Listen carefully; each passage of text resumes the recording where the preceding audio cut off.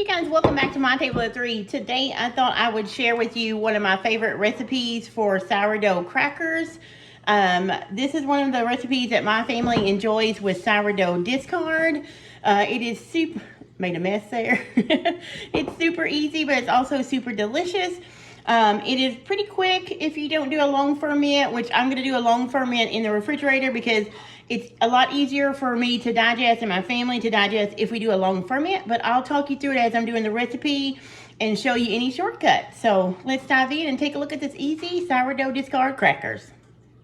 Okay guys, so simple ingredients. You're going to need a cup and a half of sourdough starter, a cup and a half of all-purpose flour. This is King Arthur, but you can use whatever brand you like.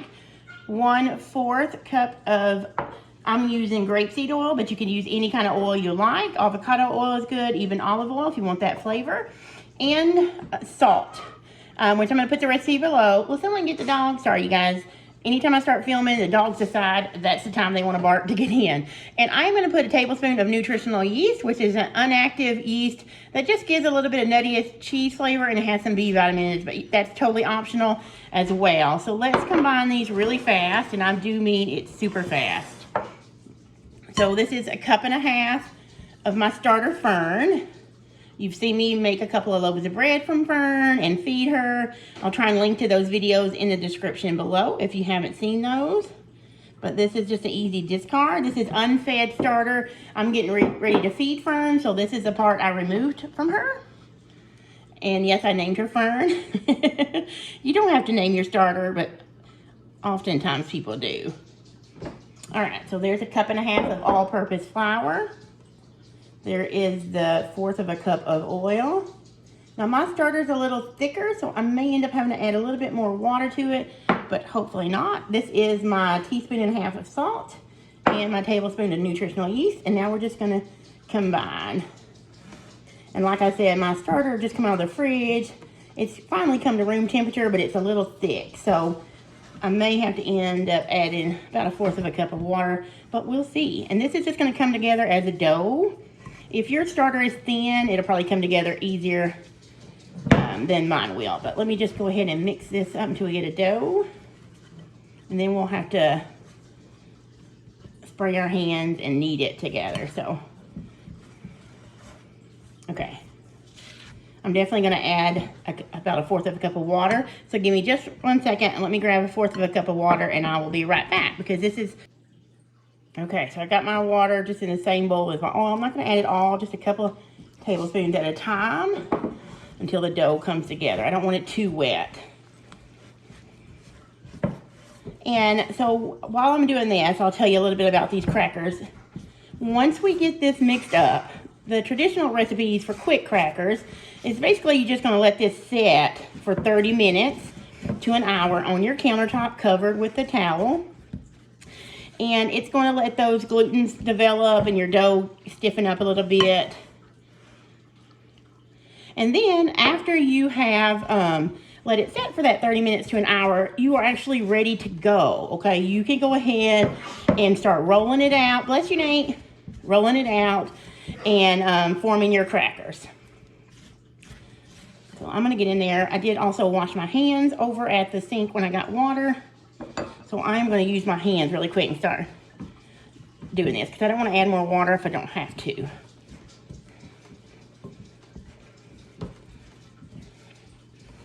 Yeah, that's good. I'm not going to add any more. You can see how it's formed a dough. And the yellow stuff in mine is the nutritional yeast, and it is a little bit sticky, but we're going to let it set, remember, for that 30 minutes. So I'm going to knead it just for a few minutes in this bowl. But like I was saying, if you don't want to do your long ferment in the refrigerator, if you want to cook these the same day, just let your dough set after you get it kneaded for 30 minutes to an hour on your counter covered. And then roll it out, guys. And I'll show you a little bit later when I roll mine out how to do that.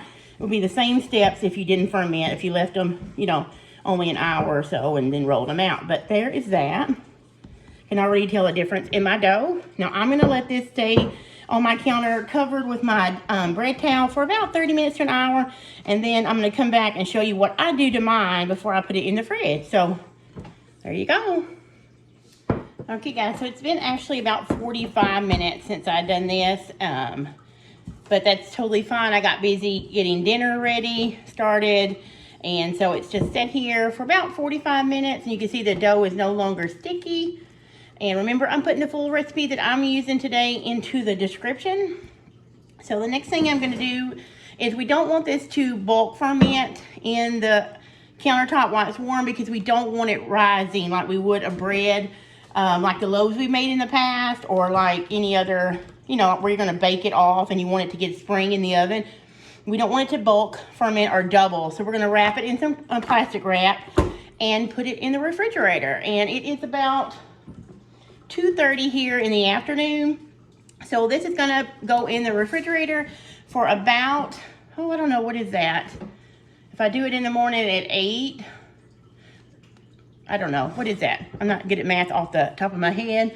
Probably about 16, 17 hours, maybe a little bit more. Don't hold me to that math, you know. But anyway, so I'm gonna wrap this up. I'm gonna show you how to do it. I'm gonna put it in the fridge so it will it will do the bulk of its fermenting in the fridge, and that's called a cold retard. And so basically what it's doing is, I'm giving it time to eat up all the extra flour that I put in the dough, because it's easier to ferment the gluten, which makes it easier for me and my family to digest. So if you want it to be a true sourdough, you know, with a long ferment cracker, then make sure you do a cold retard in the refrigerator for at least 8 hours so it eats up that added flour. Now I'm going to stop, pin you down with the camera pointed down, and show you how I wrap this for the refrigerator so it stays nice and airtight. Alright, so here is my dough, and this is my clear wrap. You could put it in a plastic bag if you'd like to, but I'm going to wrap it in some plastic wrap. I'm going to pull this across and wrap it in here. I'm going to flatten it out. And it will poof up some, you know, because it's still a starter and it's still a ferment. So it is going to bulk just a little bit, but hopefully it'll be easy to, now I'm just going to cut this. If you guys have never used one of these, they are super neat. You just put your roll in there, and they just, if you get it straight on there, then you just kind of do like this, and it cuts, and it's super easy to wrap. I hate cling wrap because I'm awful at it, but this little thing right here in this box with the cutter really helps. If you're interested in taking a look at that, I'll link it below on Amazon through my affiliate link. But there we go. So we have that. I'm going to turn you up.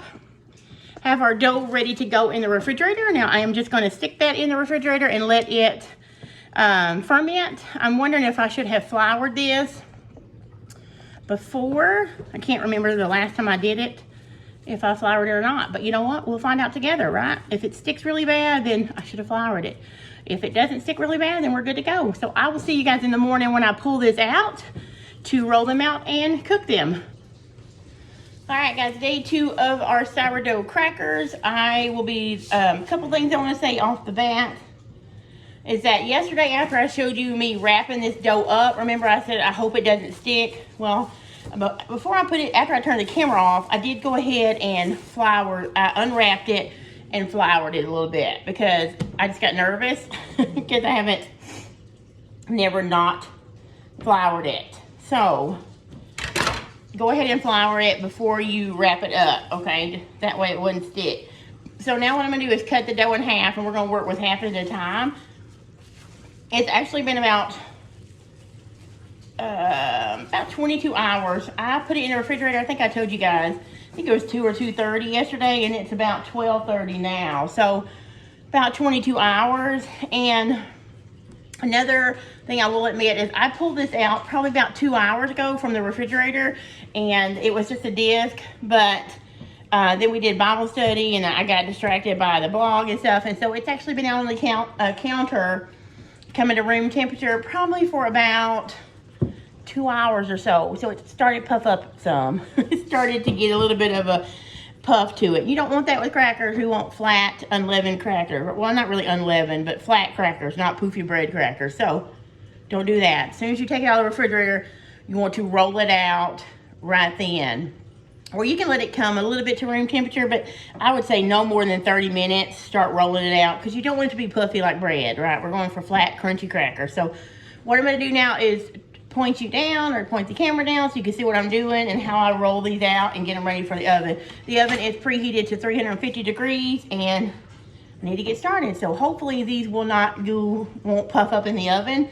There's a couple of things we're gonna do so that we can avoid that. So let me push you right down and I'll show you what we're doing.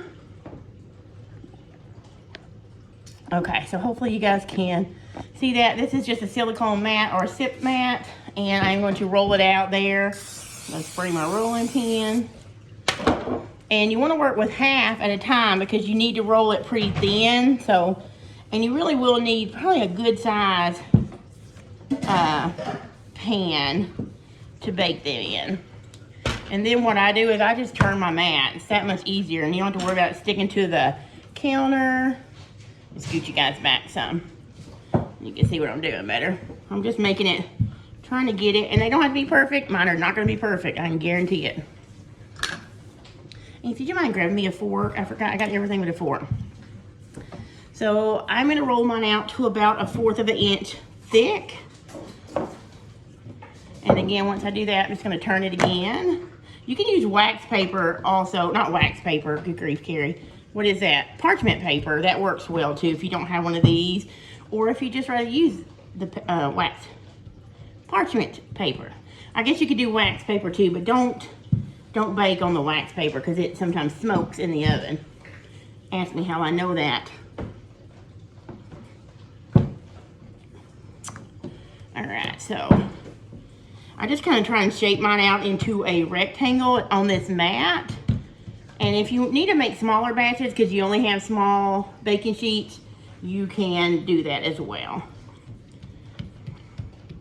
The reason you want to make sure it's kind of even everywhere, you need something, Nate?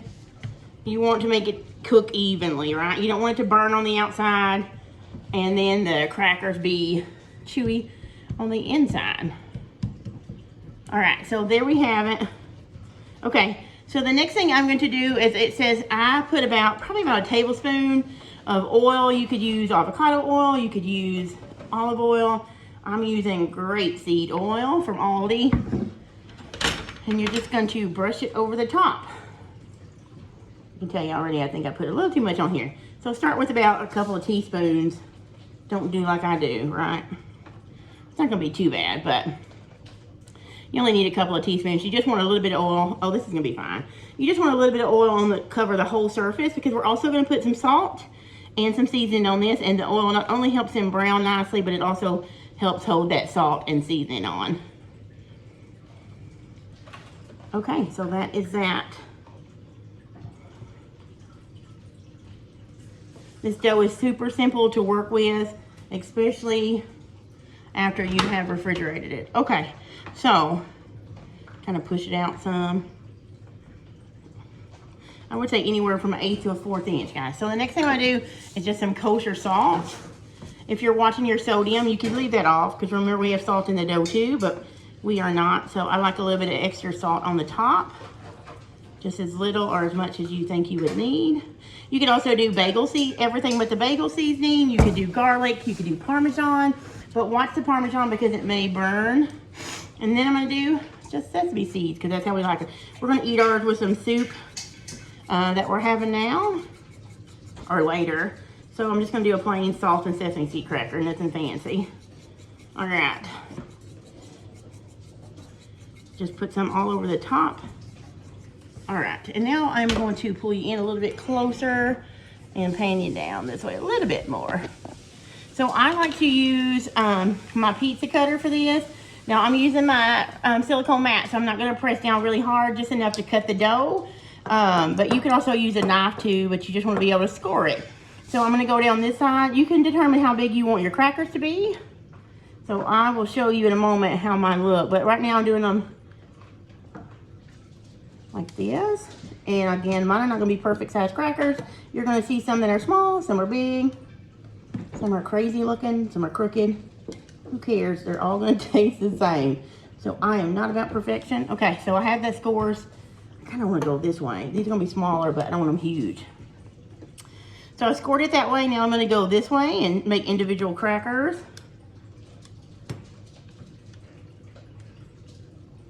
You guys see that? I think you can. If not, I'll pick you up in a minute and show you. All right, and there you go. I still think I have a little bit too much oil on here, but I have done it already. So like I said, this is only the first batch. I'm gonna get these in the oven. But let me show you how I put them on my sheet. I just kind of put this under the thing, and I just simply pull this onto my baking sheet. You guys can see how I've cut them. And now I'm gonna put them in the oven. Let's talk a little bit. Now I'm gonna put these in the preheated oven for 350 degrees. And these are gonna cook probably about 22 to 25 minutes. Basically after about 22 minutes, I just watch them carefully so they don't burn. But let me go there and put these in. And when I get ready to take them out, I'll bring you back and show you what they look like and tell you exactly how long they baked. So, all right guys, so these ended up, this is the first batch. They ended up going about 27 minutes. I believe because these have risen a little bit, I did have to pull the pan out and poke a couple of holes with forks. You can see that there. So what I did was, in the second pan, I went ahead and poked holes off camera and baked those so they don't puff up some. But these would be good with any kind of dip, a meat and cheese tray. I just have some smoked salmon dip that I mixed up real quick. That would be really good with these, and they're super crunchy. I'll let you see if I can break one and let you hear it. You can hear it snap.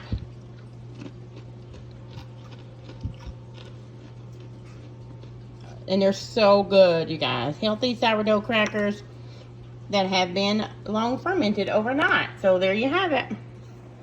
All right, that is it, guys. I hope you have enjoyed watching this sourdough crackers, or how I make my sourdough crackers with the long ferment overnight.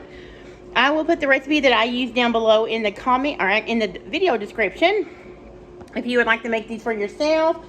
Again, if you want to make sure that yours do not puff up, say if you leave it out longer when it first comes out, you can get a fork and like poke a hole in it, kind of like you do a pie crust before you put it in the oven so it doesn't bubble up.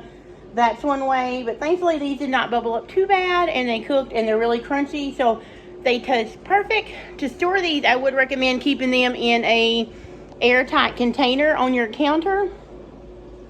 They can go in a Ziploc bag or maybe a mason jar with a lid. Just make sure they're airtight, and they will actually last for several days, actually a week or two probably, if you keep them airtight, because there's really nothing in them to go bad. So they never last here more than a few days, but I'd say probably about a week or so they would be fine on your cabinet as long as they're airtight. So I hope you enjoyed the recipe, and always I really appreciate you guys watching the videos. If there's something you'd like to see in a future video, please drop me a comment. I'll be glad to try it for you if I know how, or if not, I'll be glad to test it out for you and see how well it does for me. So until the next time, I'll see you guys later.